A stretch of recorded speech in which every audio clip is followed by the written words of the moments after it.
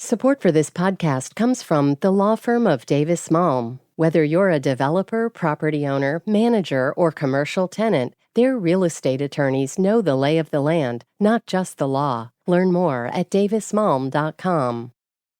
WBUR Podcasts, Boston.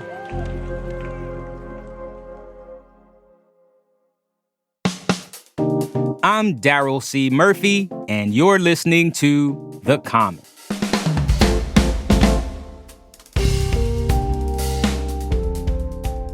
When the city removed a tent encampment in the area known as Massancas back in November, officials offered to help people find housing as part of a plan to help keep them off the streets. Now, 2 state-run housing programs that were part of the effort are slated to close, and the state is offering new housing options. WBUR reporter Deb Becker is here to talk to us about why these programs are closing and how the closures will affect the people they serve. Deb, thank you so much for coming back to The Common. You're welcome.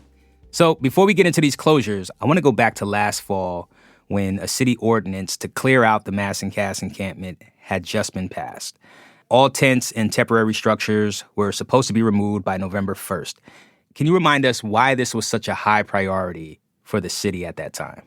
Well, there was increasing violence reported in the tent encampment. And although there were fewer numbers of tents and people living in that area near the intersection of Massachusetts Avenue and Melnia Cass Boulevard, there just seemed to be an awful lot of violence, reports of stabbings and fires. And it got to the point where some of the healthcare workers and outreach workers who went around to the tents in the encampment refused to go there because of the danger. So the city said it had to take steps to deal with some of this. So there had been some housing set up previously at what are called the cottages on the Lemuel Shattuck Hospital grounds, and these are 18 temporary structures that are like one-room cottages that folks could stay in, and they provided wraparound services as well for people struggling with mental health and substance use disorders. Because Massancas is the epicenter of substance use disorder and mental health issues right now for the city of Boston. Right, that's right. There are a lot of services there. They attract a lot of people, so people were camping out there and living there to get those services. And there were some public safety concerns because of that. So anyway, the Mayor Michelle Wu, decided to implement this ordinance saying tents out as of November 1st, and you would be provided housing. And 2 options, the cottages and hotel rooms at the Envision Hotel in Boston, were 2 places that folks could go to. Understood.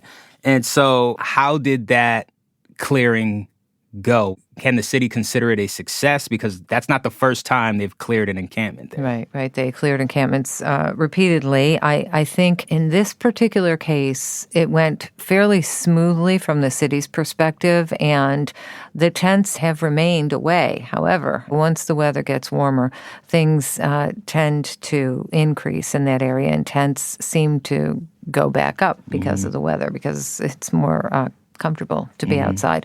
But since November, the area has been fairly clear, and there have been a lot of police patrols in that area to keep it that way. Got it. So now let's talk about these 2 housing programs that are slated to close. Tell us more about them and why these programs are coming to an end.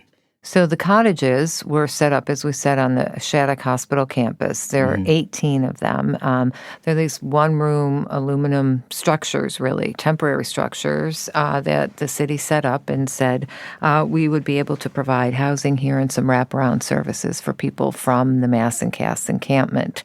And these were set up before the ordinance went into effect, by the way. And then at the Envision Hotel, folks could go into hotel rooms and also receive services. And the goal there was really to work on locating permanent, stable housing for these people. So these were 2 sort of transitional housing programs, supposed to be low threshold. So there weren't a lot of requirements to get in. In some cases, people could be taken in with pets or partners. You didn't have to be not actively using substances. They would, obviously relax some of the rules to try to get people services and then help find them permanent housing. So those 2 programs were pretty successful. 50 people were taken at the Envision Hotel. There are currently 22 people living in the cottages, and the city says the cottages have served over 100 people since they were set up. So how disruptive can these closures be to the people being served right now? Well, the area worked for a lot of people because, as we said, in the Massachusetts area, there are so many served. There are methadone clinics and therapy and, all kinds of substance abuse treatment there. So they were set up close to those services to be able to access them. The state says to deal with these closures, it's created 48 new housing beds in Middlesex and Suffolk County that will be available specifically for when the cottages stop taking people. So they halted admissions at the cottages as of this week. They're going to close in July. At the Envision Hotel, they're phasing that out, and they will stop admitting people at the end of December. Mm-hmm. So the state says it has 48 units. It's working to put more on board. The city issued a statement saying that it's working with the state particularly to accommodate the folks who were in the Envision Hotel program and to perhaps find funding to continue those services at the Envision Hotel. Because we should say they stopped doing this because federal money ran out. Yeah, that was my next question. Why is this happening? And you mentioned funding. Right. American Rescue Plan Act money, COVID money that was supposed to help with economic relief because of the pandemic. The state was using some of that money to help with these two particular housing programs, and that money has run out. Because of that, they're transitioning to other potentially less expensive programs to provide transitional housing. The estimate is that it costs about $40,000 a year if you were going to spread this out over a year to provide this transitional housing and wraparound services for people, which the state says is much less expensive than $40,000 a year per person? Per person, which is less expensive than services, say, at a residential program or something along those lines, which can be very expensive. So, there are many efforts underway to look at how to continue to provide services. And both of these programs were also run by outside vendors. And they also say they look forward to working with the state to find solutions and to make sure that a huge tent encampment does not return to Massachusetts once the weather gets warmer. Well, Deb, right now I want to take a break, but when we get back, I want to talk about some of those efforts to continue to provide services and help people so that those tents don't come back. So we'll be right back.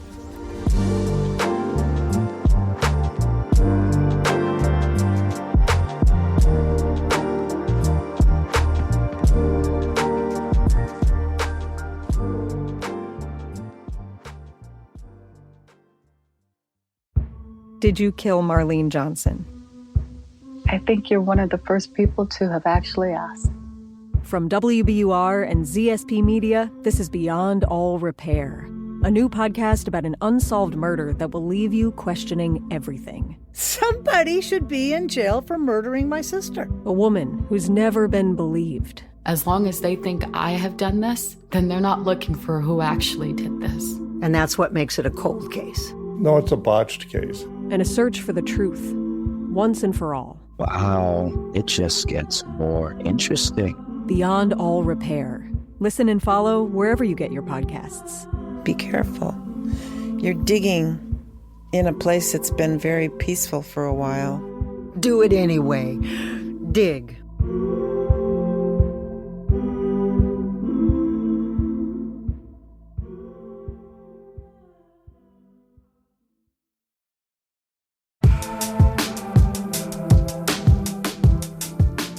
And we're back with WBUR reporter Deb Becker.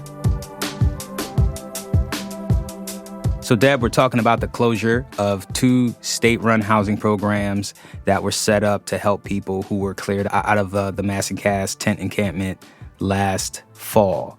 I'm curious to know, you just explained that, the reason why they're closing is due to funding. And you started to talk about some of the efforts to continue to provide services so that, people don't end up back on the streets, particularly in Massachusetts in another encampment. So I'm curious to know, do you know anything about those efforts to keep offering assistance to people? Well, some of the efforts involve housing in other areas. So the state says it's secured 48 beds that will be able to take folks, especially from the cottages, which is closing before the Envision program. And it expects to have about another 20 or so online. So it was 60 plus units of transitional housing to help continue to provide the services. And the vendors who are running this program, both of these programs, they also say that they are working with the state and with the city of Boston to try to make sure that services continue, and particularly for the 50 people who are currently housed at the Envision program and are trying to get permanent housing. The city says it's also working with the vendors there to try to make sure that there will be additional funding or some kind of funding available to continue those services. Got it. You know, one thing I'm curious about is the city was offering to help people find housing, and we're talking about 2 state-run programs. Are all the housing options being offered to people who are in Massachusetts, are they all state-run or some city-run, some private? Yeah, some city-run, some private, some state-run. There were a lot of efforts made to try to make sure that there was housing available to people in the Massachusetts area, particularly at the time, as you said, was November 1st, winter was coming on, and they really wanted to get people into housing. Mm-hmm. How was the coordination between these different entities? As far as I can tell, they seem to coordinate well. Should we be concerned that there'll be more closures in the future? I don't know if we should be concerned, but I think it's good to see that various agencies in the state are planning for this. They're not just saying, oh, well, federal funding is gone and everybody has to leave. They really are planning to try to make sure that there is an orderly transition to continue to provide services. So I think that's a positive sign, but I do think that the federal money running out is not just going to affect housing programs, but a lot of other things, because that ARPA money was used for broad economic relief after the pandemic. So we may see other fallout from that money running out in areas that go beyond housing. Got it. What are you looking out for in the future? I think we'll see what happens once it gets warmer and if tents do return. The city closed an engagement center, which was down in that area where people could drop in and get services, get a meal, take a shower, do the laundry. That closed. They really made it uncomfortable for people to stay there. So this will be the first time the weather's been warm enough for tents to go back up without all of those services and with more enforcement and with barricades set up along the sidewalks so tents can't be erected. So we'll see if people continue to want to be committed to staying there in tents. All right. Sounds like a big test for the city is coming up. Mm-hmm. Okay. Well, Deb, thank you for this story. Thank you for coming through to talk to us. We really appreciate it. Nice to see you.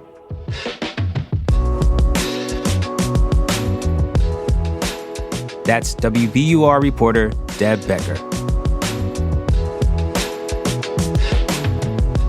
And that's our show for today. Thank you so much for listening to The Common.